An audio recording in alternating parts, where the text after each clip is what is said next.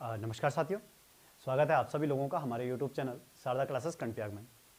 तो जैसे कि हमारी उत्तराखंड की सीरीज़ चल रही थी और उत्तराखंड की सीरीज़ के साथ हम जो डिस्कस कर रहे थे वो हमारा पंवार राजवंश या आपका टिहरी रियासत। और हमने पिछली जो वीडियो आई थी, पिछली जो क्लास आई थी, उस क्लास में हमने डिस्कस किया टिहरी रियासत की स्थापना से संबंधित कि किस तरीके से इस टिहरी रियासत की स्थापना 1815 में की गई। और इस टिहरी रियासत में जो हमारे 6 राजाओं का उल्लेख है वो हमने उनका एक छोटा सा इतिहास देखा कि कौन कौन से वो राजा हुए थे। ठीक है, और इन राजाओं में से जो जिसने कि आपका टिहरी रियासत की स्थापना की वो आपके कौन थे? सुदर्शन शाह थे। तो पहले जो राजा का उल्लेख मिलता है वो मिलता है इस टिहरी रियासत में सुदर्शन शाह का। तो जो हमारा टॉपिक रहेगा वो रहेगा टिहरी रियासत। और टिहरी रियासत के जो पहले राजा और पंवार राजवंश के 55वें क्रम के जो राजा हैं वो हैं आपके सुदर्शन शाह जी, सुदर्शन शाह। और सुदर्शन शाह का जो शासनकाल प्रारंभ हुआ था वो आपका 1815 और 1815 से लेकर 1859 ईस्वी तक शासनकाल रहा सुदर्शन शाह का। ठीक है, अब थोड़ा सा ये टिहरी का जो राजवंश रहा इसके बारे में उल्लेख देख लेते हैं कि किस तरीके से सुदर्शन शाह ने अपने राज्य को आगे की ओर बढ़ाया, कौन कौन से कार्य उनके द्वारा किए गए और किस तरीके से उन्होंने अपने रियासत की शुरुआत की थी। तो सबसे पहले आप जानते हैं कि जब सुदर्शन शाह यहाँ के शासक हुए, जब इन्होंने अंग्रेजों से इस चीज़ का आग्रह किया कि हमारा जो साम्राज्य है गोरखों से आप गोरखों को पराजित कीजिएगा और हमारा साम्राज्य हमें लौटाइएगा, तो अंग्रेजों ने उनको इस चीज़ का आश्वासन दिया और अंग्रेजों ने उनसे इस चीज़ का वादा किया हुआ था कि हम जैसे ही गोरखों को पराजित करेंगे, जितना युद्ध क्षति व्यय होगा वो आप हमें वहन कर दीजिएगा और हम आपका साम्राज्य आपको लौटा देंगे। लेकिन जैसे ही आपका 30 नवंबर 1814 को देहरादून को विजिट किया गया तो अंग्रेजों ने जो अपना किया हुआ जो वादा था वो उनसे क्या हो गए, पलट गए। अब उन्होंने सुदर्शन शाह के सम्मुख ये शर्त रखी कि आप जो युद्ध क्षति व्यय जो उनका हुआ है इसमें वो 5 लाख रुपये दीजिएगा और आप अपना साम्राज्य ले लीजिएगा।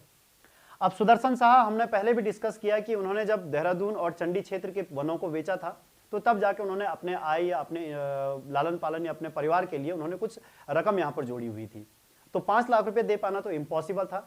तो अंग्रेजों ने उनके सम्मुख शर्त रखी, तो यदि आप अपने साम्राज्य को बांट लेते हैं तो हम क्या करेंगे, आपका जो ये पैसा है उसको क्या कर लेंगे, माफ कर लेंगे। तो इसी कड़ी में सुदर्शन शाह ने अपने साम्राज्य के 2 हिस्से किए और उन्होंने इस रियासत की क्या की, स्थापना की। अब आप जानते हैं कि जो सुदर्शन शाह थे, सुदर्शन शाह को जो इस टिहरी रियासत की जो अस्थायी सनद थी, जो पट्टा था, इसका अस्थायी जो पट्टा दिया गया था ये आपका नवंबर 1816 में किसके द्वारा दिया गया था, आपके फ्रेजर के द्वारा दिया गया था, क्योंकि यही फ्रेजर था जो कि आपका सुदर्शन शाह के साथ हरिद्वार से श्रीनगर आया था।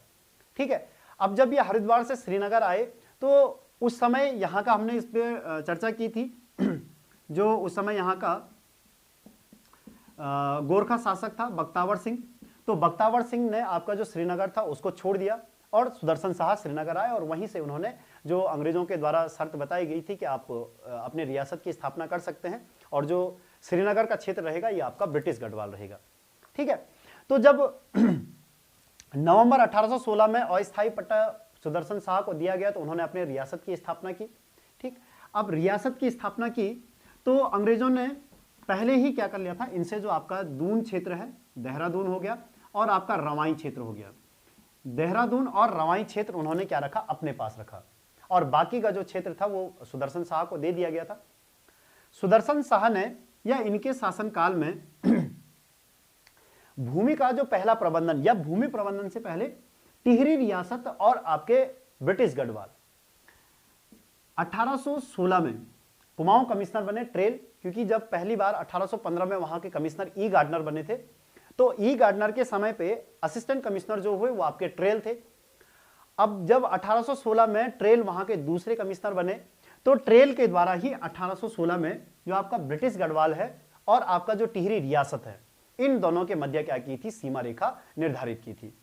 और ब्रिटिश गढ़वाल हो गया और टिहरी रियासत, इन दोनों के मध्य जो सीमा रेखा बनाई गई थी, ये जो सीमा रेखा का निर्धारण हुआ था वो हुआ था गढ़वाल के नागपुर पट्टी में। मतलब जो गढ़वाल का नागपुर पट्टी है, ये नागपुर पट्टी एक सीमा रेखा बना दी गई ब्रिटिश गढ़वाल और टिहरी रियासत की। ठीक है, तो इस तरीके से 1816 में सीमा का निर्धारण किया गया और 1823 में इनका क्या हुआ था, पहला भूमि बंदोबस्त हुआ था। लेकिन सुदर्शन शाह के शासनकाल में आपका 6 फरवरी 1820 को एक अंग्रेज जो पर्यटक था, एक अंग्रेज यात्री था, वो यहां पर आया था, जिसका नाम था मूरक्राफ्ट। मूरक्राफ्ट क्या हुआ था, आपका टिहरी पहुंचा था।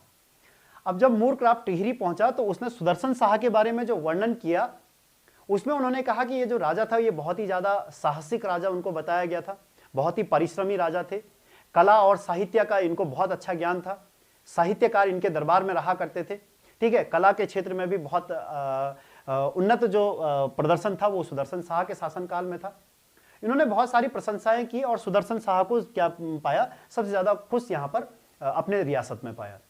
लेकिन उन्होंने इस चीज का उल्लेख किया है कि सुदर्शन शाह ने अपने यहाँ पर जो निर्माण कार्य की, उनमें से उन्होंने बहुत छोटे छोटे घरों का निर्माण किया और वहीं पर उन्होंने अपने कर्मचारियों को रखना प्रारंभ किया और उनके द्वारा जितना भी यहाँ पर उस जो उनके कमरे या उनके घर बनाए गए थे उसके लिए जो किराया उनको दिया जाता था, उससे उन्होंने अपने राज्य की क्या की थी, इनकम प्राप्त की थी। ठीक है, अब मूरक्राफ्ट ने इस चीज का सारा वर्णन किया और उसने ये भी कहा कि सुदर्शन शाह जो थे, उन्होंने एक चीज का उनको दुख था कि उन्होंने अपने जो पूर्वजों की जो राजधानी है श्रीनगर, वहां पर न रहने का उनको क्या था, बहुत ज्यादा दुख था। इन सारी चीजों का वर्णन किया हुआ है मूरक्राफ्ट ने, और मूरक्राफ्ट ने इनके वर्णन में या इनकी प्रशंसा में एक उक्ति इनके लिए कही है, वो था आपका कलाविदों का शिरोमणि। कलाविदों का शिरोमणि जो कहा था वो मूरक्राफ्ट ने कहा था, और किसको कहा था, आपके सुदर्शन शाह को। ठीक है, क्योंकि कला साहित्य इन चीजों में क्या थे, ये बहुत ही ज्यादा मर्मज्ञ थे, बहुत अच्छा ज्ञान उनको था और उन लोगों का उन्होंने अपने दरबार में क्या दिया था, उनको शरण दिया हुआ था। ठीक है, तो 6 फरवरी 1820 को मूरक्राफ्ट का क्या मिलता है, यहां से उल्लेख मिलता है। बाद में जो फ्रेजर के द्वारा यहां पर अस्थायी पट्टा उनको दिया गया था, इसी चीज को 4 मार्च 1820 को क्या कर दिया गया, उसे स्थायी कर दिया गया। अब जो अभी तक इन पे स्थायी रूप से नहीं था, उसी पट्टे को आपका 1820 में क्या कर दिया गया, परमानेंट कर दिया गया और रियासत पूर्ण रूप से किसके हाथ में दे दिया गया, आपके सुदर्शन शाह के हाथ में दे दिया गया था। ठीक है, अच्छा, अब जैसे ही इन्होंने अपना साम्राज्य आगे की ओर बढ़ाया, मैंने आपको पहले भी कहा था कि जो सुदर्शन शाह है ये कला साहित्य इनमें बहुत ज्यादा ही क्या थे, मर्मज्ञ थे ये। तो इन्होंने भी बहुत सारी कविताओं की रचना की और बहुत सारे साहित्यकारों को शरण दिया। इसी उसमें इन्होंने एक पुस्तक का निर्माण किया जिसका नाम था सभासार, और इसकी रचना इनके द्वारा की गई थी 1828 में। सभासार में इन्होंने स्वयं के लिए कवि सूरत के नाम से संबोधित किया हुआ है, स्वयं को इन्होंने कवि सूरत कहा हुआ है। ठीक है, और इस सभासार ग्रंथ में जो इसकी भाषा है वो मुख्य रूप से ब्रज भाषा का प्रयोग किया गया था। इसके बहुत सारे जो शीर्षक हैं वो गढ़वाली भाषा में भी लिखे गए हैं। ठीक है, और सभासार से हमें एक चीज का उल्लेख मिलता है कि जो पवार वंशी शासक हैं, ये आपके जो धार नगरी है या गुर्जर प्रदेश है, वहां से आए हुए या वहां के जो परमार शासक थे उनसे संबंधित थे आपके टिहरी के पवार वंशी, या आपका जो चांदपुरगढ़ में स्थापना हुई थी पवार वंश की, ये उससे संबंधित थे। उसका प्रमाण भी देती है आपका ये पुस्तक जो है आपका सभासार। ठीक है, इसकी रचना सुदर्शन शाह के द्वारा आपका 1828 में की गई थी। इसके अलावा जब सुदर्शन शाह का शासनकाल हुआ तो सुदर्शन शाह के शासनकाल में सुदर्शन शाह ने क्या किया कि जो गांव थे, गांव में कुछ सयाना लोगों की नियुक्ति की और कुछ कमीण लोगों की, कुछ प्रधान हो गए, इन लोगों की उन्होंने नियुक्ति की।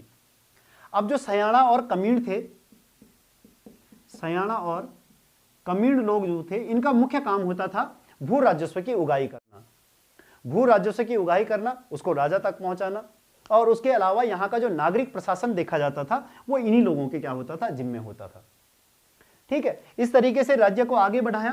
तो 1823 में टिहरी रियासत का पहला भूमि बंदोबस्त,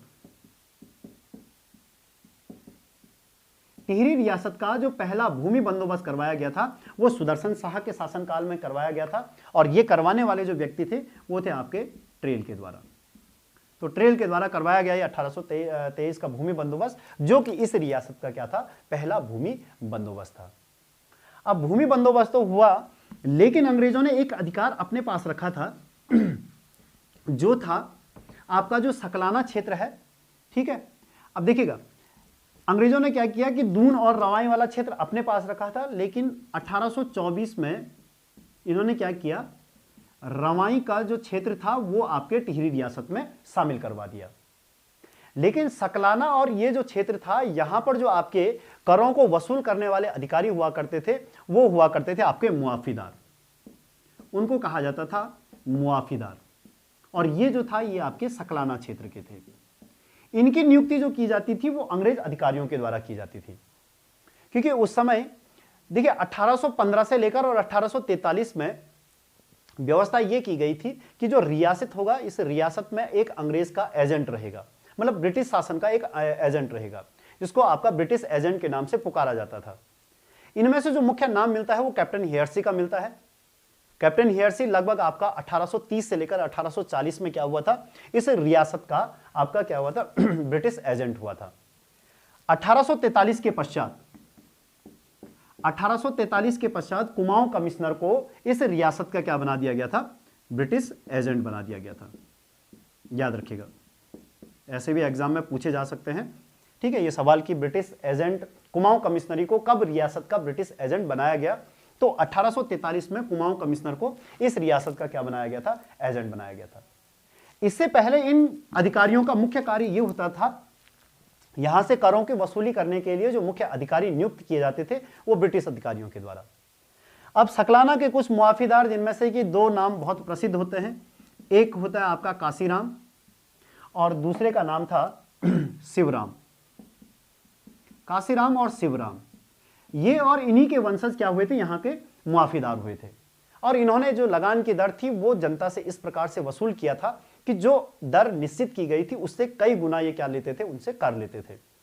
अब इन अत्याचारों से और इनके करों की दरों में वृद्धि होने से जो सकलाना क्षेत्र है, और इस सकलाना क्षेत्र में जो आपका पुजार गांव है और यहाँ इस क्षेत्र के जो लोग थे, वहां के जो सयाना थे और कमीण लोग थे, वो क्या हो गए, इनसे नाराज हो गए। नाराज हुए तो उन्होंने क्या किया, इनके विरुद्ध क्या कर लिया, आपका जन आंदोलन कर लिया। तब जाके इस सकलाना क्षेत्र में इन मुआफीदारों के खिलाफ 1835 में रियासत का पहला क्या हुआ था, जन विद्रोह हुआ था। रियासत का प्रथम जन विद्रोह जो हुआ था वो आपका 1835 में हुआ था। उस समय आपके शासक हुआ करते थे सुदर्शन शाह, और जो मुख्य रूप से हुआ था आपका सकलाना में। भले ये सकलाना क्षेत्र का जो जन विद्रोह हुआ था इसको ब्रिटिश अधिकारियों के द्वारा समाप्त किया गया, ठीक है। और बाद में उन्होंने क्या किया, इस सकलाना क्षेत्र में जो ये मुआफीदार नियुक्त किए जाते हैं, इनकी नियुक्ति 1838 के पश्चात आपके वहां के राजा को इसका अधिकार दे दिया कि वहां पर जो भी विद्रोह होंगे या इनकी नियुक्ति हो गई और इनसे जो कर वसूलने का जो कार्य किया जाएगा वो 1838 के पश्चात किसको दे दिया गया था, सुदर्शन शाह को दे दिया गया था कि अब सकलाना में जो भी मुआफीदार नियुक्त होंगे वो आपका सुदर्शन शाह के द्वारा ही क्या किया जाएगा, नियुक्त किया जाएगा। तो तब जाके ये जो विद्रोह थे ये क्या हो पाए, शांत हो पाए, ठीक है। तो इस तरीके से इन्होंने क्या की थी, अपनी शासन व्यवस्था आगे की ओर संचालित की थी। इसके अलावा इन्हीं छोटे छोटे प्रयासों में सुदर्शन शाह ने एक प्रयास और किया कि इन्होंने अपने यहां पर एक राजप्रसाद का निर्माण करवाया। अब सुदर्शन शाह जो थे, मैंने पहले भी कहा है कि बहुत साहसी राजा थे, बहुत ही कर्तव्यनिष्ठ व्यक्ति थे, ठीक है। हर चीज को करने में ये बहुत ही ज्यादा उत्साह रखते थे। तो इन्होंने अपनी जितनी भी इनकम या जो भी आय इन लोगों को प्राप्त हुई, उसी से इन्होंने क्या किया, अपना एक राजप्रसाद जो महल के रूप में या पुराना दरबार के रूप में जाना जाता है, उसका निर्माण कार्य क्या किया, प्रारंभ किया। लगभग 1848 ईस्वी में इन्होंने एक राजप्रसाद का निर्माण किया, और ये राजप्रसाद जो बनाया गया ये आपकी पुरानी टिहरी में बनाया गया था, और इसका जो नाम रखा गया वो रखा गया आपका पुराना दरबार। इसका नाम रखा गया था पुराना दरबार। पुराना दरबार का निर्माण किया गया था सुदर्शन शाह के द्वारा, ठीक है। निर्माण कार्य शुरू हुआ था आपका 1848 में, और लगभग ये जो आपका बनकर तैयार हुआ था वो पूरे 30 वर्षों तक इसका निर्माण कार्य चलता रहा। सुदर्शन शाह हो गए, सुदर्शन शाह के पश्चात भवानी शाह हो गए, और भवानी शाह के पश्चात आपका प्रताप शाह हो गए। इन तीनों का शासनकाल इसी पुराना दरबार में आयोजित हुआ था, ठीक है। पुराना दरबार हमें इस चीज का उल्लेख करवाता है फिर से कि जो हमारा पंवारवंशी होने का प्रमाण है, तो उसमें एक साक्ष्य हम ये भी देते हैं कि जो टिहरी में निर्मित किया गया है पुराना दरबार, वो क्या था, इसमें एक प्रमाण रूप में है।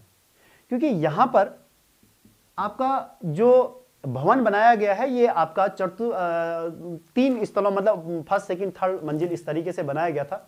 और ऊपर जाने के लिए जो सीढ़ी का निर्माण किया गया है, जिसको कि हमारे यहां पर जो बोला जाता है वो खोली बोला जाता है। और खोली में जो आपकी गणेश की आकृति बनाई गई है और उसमें जो गणेश की सूंड दिखाई गई है वो आपकी दाईं ओर, खोली का गणेश। तो खोली का गणेश हमारे यहां पर गीत के रूप में भी बहुत ज्यादा प्रसिद्ध है, ठीक है। और गणेश को देवताओं में सबसे पहले या पूजन कार्य में सबसे पहले उनका ही पूजन कार्य शुरू किया जाता है। तो यहां पर खोली का गणेश बनाने की क्या है, एक प्रथा है। और इसमें जो गणेश जी की जो सूंड रखी गई है वो दाईं ओर रखी गई है। और यही आकृति जो आपका गुजरात का धार नगरी है या गुर्जर प्रदेश है, वहां पर भी उनकी जो सूंड की आकृति है वो सूंड की आकृति दाईं ओर है, दाईं ओर।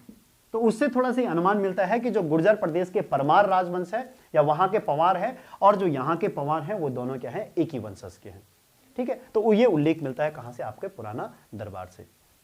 उसके अलावा मैंने पहले कहा कि जो सुदर्शन शाह थे, सुदर्शन शाह कला साहित्य और इन चीजों में बहुत ही ज्यादा रुचि रखते थे, ठीक है। तो इसीलिए इन्होंने बहुत सारे साहित्यकार ऐसे हुए कि जिनको क्या दिया था, अपने यहां पर शरण दिया था। लेकिन उसके अलावा इनके दरबार में थे मौलाराम। देखिएगा, मौलाराम का हमने अभी डिस्कस नहीं किया है, ठीक है। तो जो मौलाराम थे, मौलाराम का जो जन्म हुआ था वो 1743 ईस्वी में हुआ था। इनका जो जन्म हुआ है वो आपका श्रीनगर में हुआ। और मौलाराम जब पृथ्वीपति शाह का शासनकाल था तो उस समय जब सुलेमान सिको श्रीनगर आए थे तो उन्हीं के साथ 17 शरणार्थियों में से 2 व्यक्ति सबसे प्रसिद्ध थे। एक का नाम था श्यामदास और एक का नाम था हरदास। इन्हीं की 5वीं पीढ़ी में जिन्होंने जन्म लिया था वो थे मौलाराम। और मौलाराम को ही यहां पर जो गढ़वाल शैली है उस गढ़वाल शैली का क्या कहा जाता है, जन्मदाता कहा जाता है। जो मौलाराम है, मौलाराम सबसे पहले प्रदीप शाह के शासनकाल में क्या हुए थे, तस्वीरदार के रूप में नियुक्त किए गए थे। और उसके पश्चात के जो भी राजा हुए उनके शासनकाल में इन्होंने कभी आपका चित्रकार के रूप में और कभी आपका कवि के रूप में और कहीं कहीं पे ये आपके दूत के रूप में भी क्या किए गए, प्रयोग किए गए। जब जयकृत शाह का शासनकाल था और जयकृत शाह के शासनकाल में जब पंवार राजवंश में बहुत ज्यादा षड्यंत्र रचे गए तो उसमें जयकृत शाह ने इन्हीं को आपका सिरमौर क्षेत्र में भेजा था कि यहाँ जो सिरमौर के जो राजा थे उनसे सहायता मांगने के लिए। तो दूत के रूप में भी आपके मौलाराम का उल्लेख मिलता है। लेकिन जब गोरखों का शासनकाल शुरू हुआ तो गोरखों में से जो अमर सिंह थापा के पुत्र थे रणजोत सिंह थापा, तो रणजोत सिंह थापा के लिए आपके मौलाराम ने कुछ रचनाओं का निर्माण किया था और उसमें उन्होंने उनकी प्रशंसा स्वरूप कर्ण के समान उनको बताया हुआ था, दानवीर कर्ण के रूप में उनको बताया हुआ था, जिससे जो सुदर्शन शाह थे वो क्या हो गए, इनसे थोड़ा सा क्या हो गए, नाराज हो गए, ऐसा कहा जाता है। और मौलाराम ने भी सुदर्शन शाह के विरोध में या इनके शासनकाल में एक काव्य का निर्माण किया जिसका नाम है सुदर्शन दर्शन। ऐसा कहा जाता है कि सुदर्शन दर्शन में मौलाराम के द्वारा सुदर्शन शाह के लिए कुछ अपशब्दों का क्या किया गया है, प्रयोग किया गया है, ठीक है। लेकिन फिर भी जो सुदर्शन शाह थे ये बहुत ही ज्यादा जो इनका जो व्यवहार था वो इस तरीके का था कि वो सभी के प्रति सहानुभूति रखते थे। तो उन्होंने मौलाराम को भी अपने यहाँ पर चित्रकार के रूप में क्या रखा था, उनको शरण दी हुई थी, ठीक है। उसके अलावा मणकू हो गया और चैतू हो गया, ये इनके शासनकाल में क्या हुए थे, प्रसिद्ध चित्रकार हुए थे। मणकू हो गया और चैतू हो गया, ये 2 क्या थे, इनके प्रसिद्ध चित्रकार हुए थे इसके शासनकाल में। इसके अलावा इनके दरबारी कवि जो थे वो थे आपके हरिदत्त शर्मा।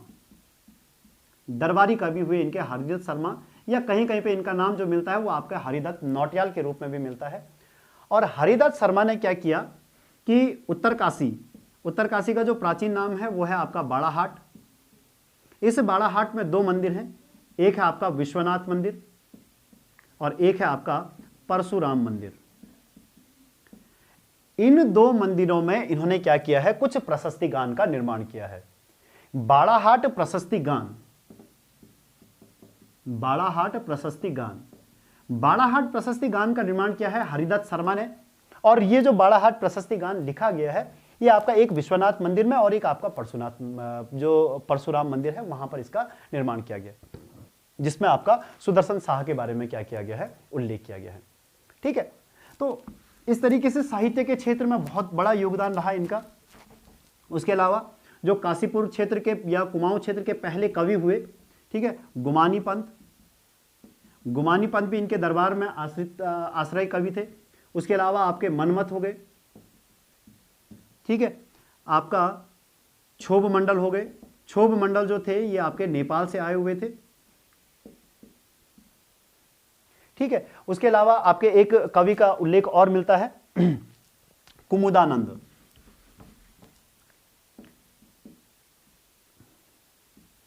कुमुदानंद का भी उल्लेख मिलता है और कुमुदानंद के द्वारा जो पुस्तक का निर्माण किया गया है वो है आपका सुदर्शनोदय काव्य। सुदर्शनोदय काव्य, इस काव्य का निर्माण जो किया है वो कुमुदानंद के द्वारा किया गया था। तो इस तरीके से इन्होंने बहुत सारे साहित्यकार और बहुत सारे लेखक ऐसे हुए जिनको क्या दिया था, अपने यहां पर शरण दिया हुआ था, ठीक है। अच्छा, इसके अलावा जब इनका शासनकाल आगे की ओर बढ़ा तो हमने देखा कि पहला जो जन आंदोलन हुआ वो 1835 में हुआ। इसी दौरान एक जन आंदोलन का निर्माण या एक जन आंदोलन का उल्लेख और मिलता है और वो मिलता है आपका 1851 में। 1851 में क्या हुआ कि जो आपका अठूर पट्टी थी, यही सकलाना क्षेत्र है, इस सकलाना क्षेत्र में एक पट्टी पड़ती है अठूर पट्टी, और अठूर पट्टी में ही आपका जो मुख्य रूप से पुजार गांव और ये जो गांव है इनका जो उल्लेख मिलता है। वहां पर यहां के लोगों ने क्या किया कि राजा के द्वारा ये रियासत में एक कर था आपका तिहाड़ कर, और तिहाड़ कर जो था वो जो भी अनाज पैदा किया जाता था उसका तिहाई हिस्सा होता था। और यहां के लोगों ने क्योंकि इतना ज्यादा कार्य हो रहा था तो उन्होंने इस तिहाड़ कर का क्या किया, विरोध किया, और इस विरोध में उनका जो नेतृत्व किया वो बद्री सिंह असवाल के द्वारा किया गया था। ऐसा कहा जाता है कि बाद में बद्री सिंह असवाल की हत्या देहरादून वाले क्षेत्र में की गई थी, ठीक है। तो 1851 में अठूर पट्टी के जो लोग थे उन्होंने तिहाड़ कर के विरोध में क्या किया था, आंदोलन किया था, जिसका कि जो आपके सुदर्शन शाह है उनके द्वारा क्या कर दिया गया, उस कर को समाप्त करवा दिया गया। और ये जो आपका होने वाला आंदोलन था इसको यहीं पर क्या करवा दिया, समाप्त करवा दिया, ठीक है। तो इस तरीके से शासनकाल अपना शुरू किया था आपके सुदर्शन शाह ने, ठीक है। तो ये पूरा उल्लेख मिलता है सुदर्शन शाह के बारे में, ठीक। उनके इस शासनकाल की वजह से और उनके इस व्यवहार के लिए और उनका जो शासन व्यवस्था थी उसमें निपुण होने के लिए ही उनकी जो जनता थी वो उनका क्या करती थी, बहुत सम्मान करती थी। और कहीं पे ये भी उल्लेख मिला है कि इनको जो सम्मान के रूप में इनकी जो जनता थी वो बोलांदा बर्दिश में इनको कहा करती थी, ठीक है। तो ये पूरा उल्लेख था सुदर्शन शाह का, ठीक। 7 जून 1859 को क्या हो गई थी, इनकी मृत्यु हो चुकी थी। और जैसे ही इनकी मृत्यु हुई तो उसके पश्चात जो अगले शासक नियुक्त हुए वो इनके पुत्र भवानी शाह हुए, ठीक है, जो कि इस रियासत के दूसरे और पंवार वंश के 56वें क्रम के क्या हुए थे, अगले राजा हुए थे, ठीक है। तो आज के इस सेशन में हम सुदर्शन शाह तक ही सीमित रखते हैं, ठीक है। अगला जो सेशन चलेगा उसमें अगले राजाओं का उल्लेख करेंगे, जिनमें मुख्य रूप से आपके भवानी शाह और प्रताप शाह के बारे में देखेंगे, और इस रियासत को आधुनिकता की ओर बढ़ते हुए उसमें कुछ जो डिस्कस का हमारा टॉपिक रहेगा उस पर क्या करेंगे, हम चर्चा करेंगे, ठीक है। तो आज के लिए बहुत बहुत धन्यवाद, मिलते हैं आप सभी लोगों को अगली क्लासों में, तो तब तक के लिए बहुत बहुत धन्यवाद।